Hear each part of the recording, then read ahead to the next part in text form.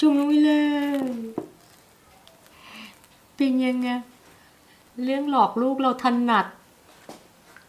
สวัสดีค่ะมีนาเองค่ะวันนี้มาทำโดนัทกันดีกว่าค่ะของเราไม่ใช่สายนวดเนื้อเนียนนะคะแล้วก็ไม่จำเป็นต้องนวดนานไม่จำเป็นต้องทอดให้น้องเนื้อเนียนใช้น้ำมันน้อยค่ะสูตรแม่บ้านยุคประหยัดอย่างมีนาทำได้เช่นเดียวกันเนื้อนุ่มหนึบนะคะรสชาติเหมือนร้านดังตกแต่งได้สไตล์เราค่ะเราไปทำกันดีกว่าค่ะบ้านๆสไตล์เราทำได้แน่นอนค่ะนมอุ่นค่ะ1 ถ้วยตวงนะคะใครจะใช้นมครึ่งหนึ่งน้ำครึ่งหนึ่งก็ได้ไม่มีปัญหามีนาใช้นมอุ่นๆนะคะ1 ถ้วยตวงนมอุ่น1 ถ้วยตวงเนี่ยมัน250 ml ค่ะแล้วก็จะใส่น้ำตาลทรายลงไปนะคะเพื่อยีสต์เขาจะได้ทำงาน2 ช้อนชา3 ช้อนชา4 ช้อนชา5 ช้อนชาอยากได้หวานนิดนึงอ่ะยีสต์ค่ะมีนาใช้ Active Dry Yeast นะคะใส่ไป1 ช้อนชาก็ได้นะคะหรือ2 ช้อนชาก็ได้มีนาใส่ไป2 ช้อนชานะคนทิ้งไว้แบบนี้ค่ะอุณหภูมิห้องรอให้ยีสต์เขาขึ้นฟูทำกันต่อเลยนะคะพักไว้ประมาณ10 นาทียีสต์เขาจะขึ้นฟูแบบนี้นี่ถ้าเห็นที่ขอบเขาก็จะขึ้นฟูแบบนี้นี่คือยีสต์เขาทำงานนะคะเราเทลงไปเลยใครไม่มีเครื่องไม่เป็นไรนะคะไม่มีเครื่องก็ใช้นวดมือเอาสูตรมีนาจะง่ายไข่ไก่1 ฟองเบอร์ 2มีนาใช้เบอร์ 2ไข่ไก่นะไม่ใช่ไข่เป็ดมีหลายท่านถามว่าใช้ไข่เป็ดได้ไหมอันนี้ไม่รู้นะคะไข่เป็ดไม่เคยลองเลยตีให้มันแตกลองตอบมาทีค่ะผู้รู้หลายท่านน้ำมันพืชนะคะเศษ1/3 ถ้วยตวงหลายท่านถามว่าใส่เนยละลายได้ไหมใส่ได้แต่ว่าเนยละลายเนี่ยจะใช้เป็นเนยอุณหภูมิห้องก็ได้ค่ะหรือว่าเนยละลายก็ได้แต่ว่าจะนวดนานกว่าน้ำมันเดี๋ยวมินาจะให้แอดมินโพสต์ให้นะคะความต่างระหว่างน้ำมันกับเนยละลายเนี่ยเนื้อสัมผัสของเขานี่จะต่างกันยังไงเกลือป่นค่ะเกลือป่นกล้องไม่โฟกัสอีกแล้วอ่ะกล้องชัดมากค่ะแต่ไม่โฟกัสเนี่ยค่ะเกลือป่นนะคะใส่ไปประมาณ1 ช้อนชาครึ่งเกลือที่ตุรกีมันไม่เค็มนะเท่านี้ค่ะของมีนามีเท่านี้ใครไม่มีนมอย่างที่บอกนะคะใครไม่มีนมใส่เป็นน้ำเต้าหู้อะไรได้ใส่โยเกิร์ตครึ่งนึงได้ใส่น้ำครึ่งนึงได้ดูเนื้อแป้งเป็นหลักแค่นี้เองเสร็จแล้วค่ะไม่มีอะไรในกอไผ่นมผงไม่ใส่แป้งค่ะมีนาใช้แป้งสาลีอเนกประสงค์หรือแป้งขนมปังก็ได้นะคะเดี๋ยวจะสรุปให้ว่าใส่ไปเท่าไหร่นวดเร็วไหมเร็วทำอะไรทำกินเองเนาะ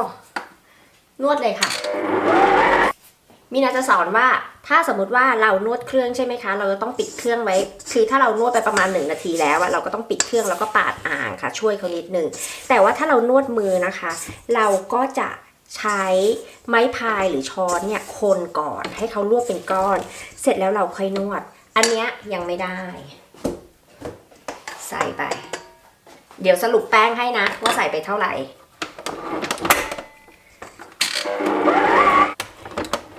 พอแล้วค่ะสงสารเครื่องเหนื่อยคือใครมีเครื่องนวดนะคะจะนวดจนขึงเป็นฟิล์มก็ได้มีนาไม่ว่ากันแต่ว่าของมีนามันไม่ใช่สายนะขี้เกียจขนาดมีเครื่องยังขี้เกียจนะคะใส่แป้งไป3 ถ้วยตวงครึ่งนะคะแป้งขนมปังหรือว่าแป้งสาลีอเนกประสงค์ก็ได้ถ้านวดเครื่องเนี่ยจะอยู่3 ถ้วยตวงครึ่งแต่ว่าถ้านวดมือเนี่ยค่ะจะเพิ่มได้อีกประมาณ2 ช้อนโต๊ะเพราะว่ามันจะหนึบติดมือแบบนี้นี่ก็นวดไปค่ะนวดไปจนแป้งเนียนนะคะประมาณ 3-5 นาทีก็แล้วแต่นะแต่ถ้านวดเครื่องเนี่ยนวดยาวไปเลยค่ะ10 นาที20 นาทีได้เลยค่ะไม่มีปัญหาเนี่ยเราก็รวบแป้งเป็นก้อนแบบนี้นะคะเสร็จแล้วเราจะพักแป้งให้ขึ้น2 เท่าพักในอ่างใบเดิมเนี่ยค่ะนี่คือจุดสำคัญนะคะคือเราต้องพักแป้งให้ขึ้นเป็น2 เท่าก่อนแล้วเราจะเอามาขึ้นลูกกันที่เก็บคลุมพลาสติกปิดไว้อย่างนี้แหละค่ะเรามาแบ่งแป้งกันนะคะแป้งขึ้นเรียบร้อยแล้วขึ้นอย่างสวยงาม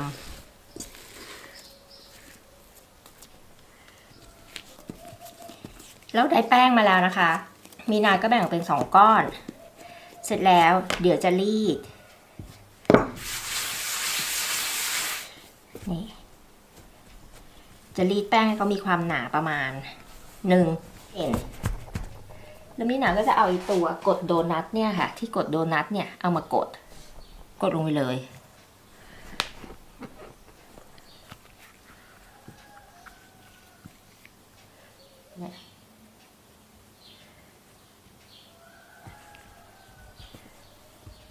แล้วก็ต้องทิ้งเอาไว้อย่างนี้ใครไม่มีที่กดโดนัทนะคะทำเป็นกลมๆนะคะแล้วก็เอานิ้วเจาะรูตรงกลางหรือไม่ก็หาเขาเรียกว่าอะไรนะหาฝาน้ำอัดลมมาเจาะรูตรงกลางอันที่เหลือก็เอามานวดอีกรอบแล้วก็มาทำแบบนี้เหมือนกันค่ะเอามาทำอีกรอบเหมือนกันคลุมค่ะพักให้เขาขึ้นนะคะขึ้นประมาณเท่าตัวครึ่งแล้วเดี๋ยวเราก็เอามาทอดค่ะทอดแต่ต้องทอดไฟอ่อนนะเดี๋ยวทอดเลยนะคะทอดมันทีละอันนี่แหละไม่เปลืองน้ำมัน ใช้น้ำมันเยอะอยู่เหมือนกันนะ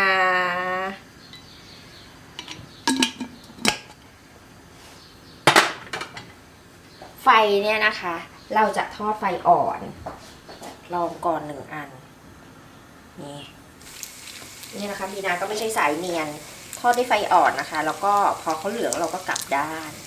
อันนี้ติงต่างว่าเหลืองแล้วไม่ใช่สายเนียนเราก็จะได้น้องโดนัทออกมาแบบนี้ค่ะ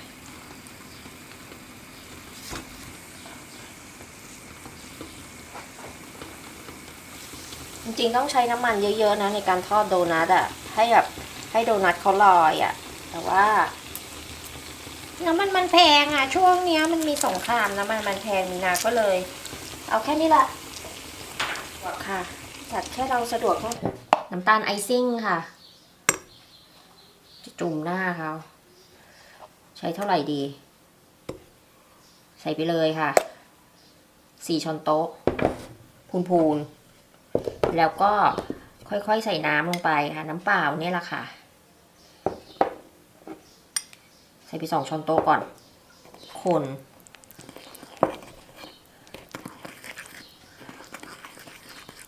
เราอย่าใส่น้ำเยอะนะใส่น้ำเยอะแล้วมันจะไม่เป็นสีใครอยากใส่วานิลานะคะก็ใส่ลงไปได้เลยนะคะกลิ่นวานิลาตอนนี้ได้พอดีเห็นไหมคะแล้วก็เอาตัวโดนัทของเราจุ่มลงไป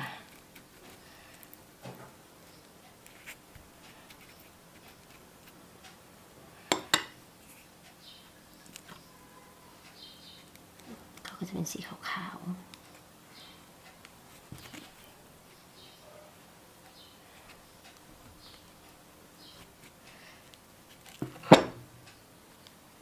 แค่นี้เอง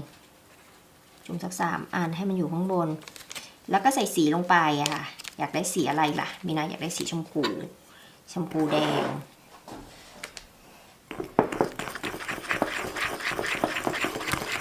จะออกสีแบบนี้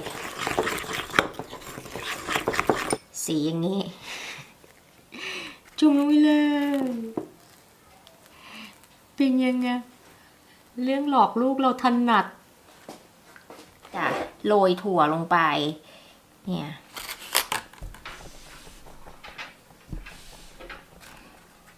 มันเพลงอย่าล่วงใส่มาร์ชเมลโล่ค่ะแล้วก็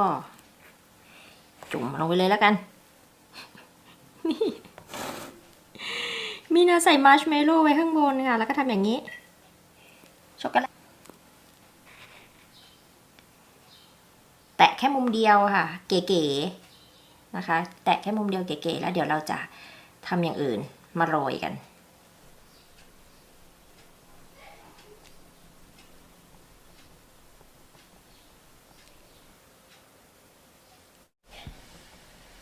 หน้าตาดูดีหน้าตาน่ารั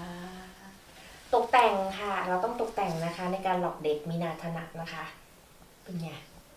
ช็อกโกแลตเนี่ยค่ะมีนาใช้ดาร์กช็อกโกแลตนะคะเพราะว่าช็อกโกแลตอันอื่นไม่เหลือแล้วค่ะลูกเอาไปกินหมดเลย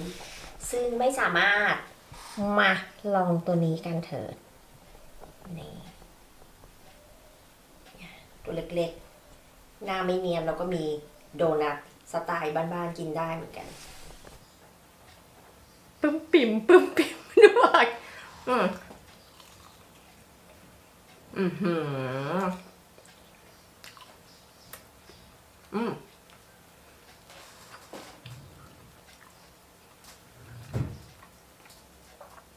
เนื้อในนุ่มค่ะ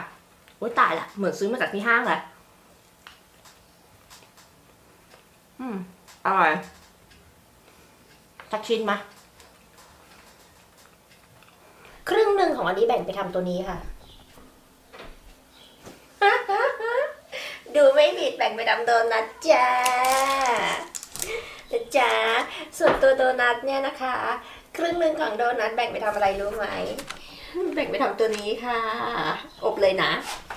ลูกชายมีนาตื่นแล้วนะคะ ได้ยินเสียงทีวีเดี๋ยวจะเอาไปให้เขาทานแล้วค่ะเนี่ย